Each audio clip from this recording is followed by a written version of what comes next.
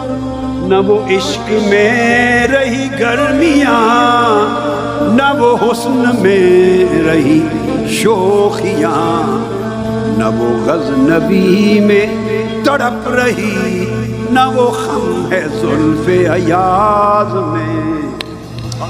نہ وہ غزنبی کی تڑپ رہی، نہ زلف ایاز کا خم رہا، نہ وہ میکدے رہے، نہ وہ جام رہے، نہ پلانے والے رہے نہ پینے والے رہے، نہ عشق بازار رہے نہ عشق سودے رہے۔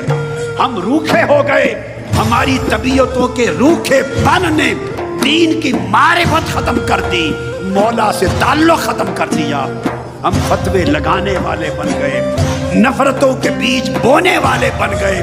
ارے محبت ان طبیعتوں سے اگے گی جن طبیعتوں میں عشق اور محبت کا بیج ہوگا، عشق ہوگا۔ اس لیے یہ اس زمانے کے عاشق تھے۔ یہ جتنا بیان کر رہا ہوں یہ تابعین اور اتباع التابعین کا زمانہ ہے، یہ ہندوستان کا دور نہیں ہے کہ کوئی کہے کہ بعد کے زمانوں کے صوفیاء عاشق لوگ تھے۔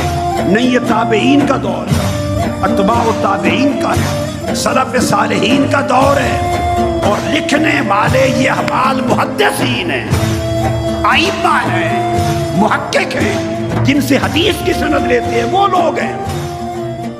ہم نے ان کو اٹھا کے دین سے باہر کر دیا۔